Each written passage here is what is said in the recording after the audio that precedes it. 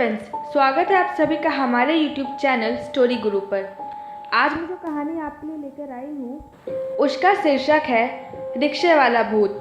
मित्रों, मेरा नाम मनीष है और मैं जयपुर का रहने वाला हूँ। मैं चॉकलेट बेचने वाली एजेंसी के लिए सेल्स एजेंट के तौर पर काम करता हूँ। दिन भर में मुझे 30 से 50 किलोमीटर ट्रैवल करना पड़ता है और अलग अलग लोगों से मिलकर हमारी प्रोडक्ट की ओर से उनसे ऑर्डर लेना पड़ता है और माल देखना पड़ता है।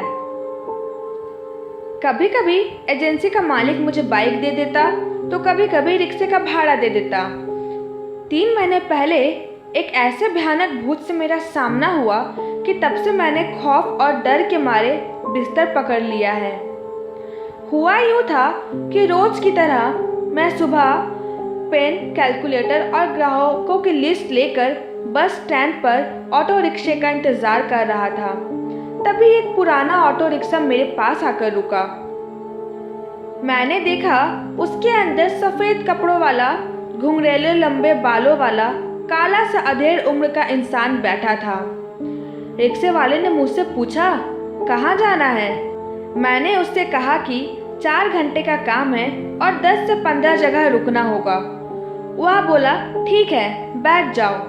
मैं बैठ तो गया पर कुछ अजीब सा महसूस हो रहा था, जैसे मुझे कोई रोक रहा हो उसके साथ जाने से। उसने ऑटो रिक्शा चलाना शुरू किया और गाना बजाने लगा।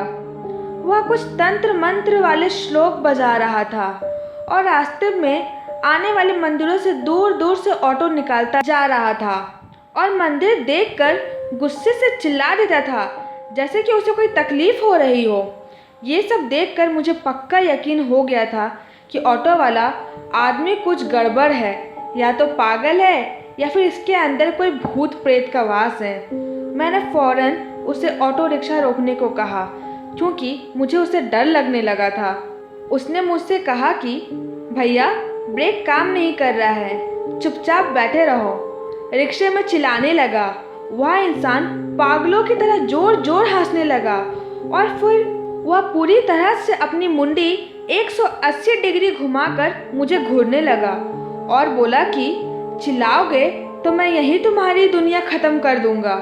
यह सुनकर मैं सन्न पड़ गया। मेरी ज़बान हलक के नीचे उतर गई।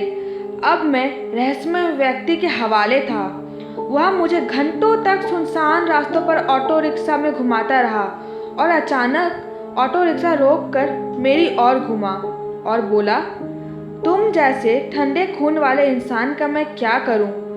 तुम मेरे किसी काम के नहीं। उतर के भाग जा मेरे ऑटो से, वरना मैं तुझे यहीं निगल जाऊंगा।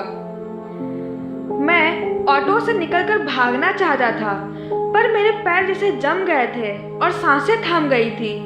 मैं एक लकवाग्रस्त इंसान की तरह वहीं लाचार बैठकर कांप में जा रहा था और उसे सुने जा रहा था। उसने फिर गुस्से में चिल्लाते हुए कहा, चलो निकलो यहाँ से, और अंगूठियों से भरा हुआ पंजा मेरे सिर पर दे मारा। मैं किसी गेंद की तरह उछलकर रोड पर जा गिरा और बेसुध हो गया। जब मेरी आँख खुली तो मैं वहीं उस ऑटो रिक्शे के पास फुटपाथ पर पड़ा था।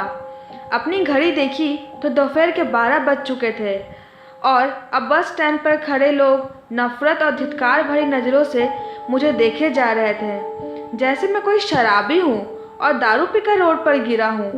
मुझ में उठने तक की शक्ति नहीं थी। मैंने लेटे लेटे ही अपने दोस्त को फ़ोन कर मदद के लिए बुलाया और वहाँ से उठकर मेरे घर तक वह मुझे ले गया।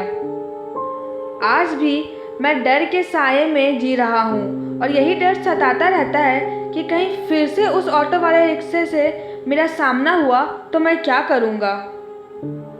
तो दोस्तों, ये थी आज की हमारी कहानी। उम्मीद है आप लोगों को अच्छी लगी होगी।